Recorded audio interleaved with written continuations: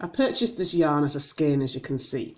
I find skeins a bit annoying, even though I understand the reasoning behind them because I don't have a wool winder. So that's a minor niggle I had about this. Although in fairness, I've got to say that when I bought this, I was at a wool festival featuring a lot of handmade sellers and nearly all of them displayed the yarn in this way. It was not just this brand. So I think it just comes with the territory when dealing with handmade yarns.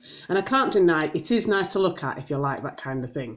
But it's still a pain to deal with when you get home. But as I say, this is a minor niggle and everybody else was doing it too, so I wouldn't mark the designer down for that. For anybody who has seen the things that I've knitted and crocheted, the fact that I like variegated yarns in bold colours and dark shades won't come as a surprise. So when I spotted this skein at this year's festival, I gave into temptation and bought it.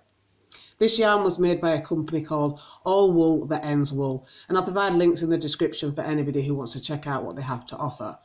This yarn is called Groovy Reptile, perhaps inspired by the idea of chameleons, although that's pure speculation on my part. It's brightly coloured in colours of the rainbow, with a sort of speckled detail fleck through it as well. It's hand dyed, so it has the added bonus for me that it will be a one-off. Although they were selling more than one in this colour scheme, all hand dyed yarns are slightly different. The fact that they are all unique is a bonus point for me, but of course this won't be the case for everybody, so it is something to consider when purchasing.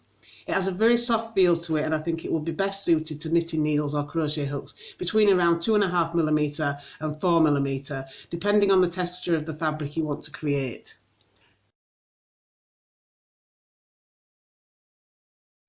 Depending on your point of view, £16 may be a lot of money to spend on wool. I'm not going to say this is cheap for me, because it isn't.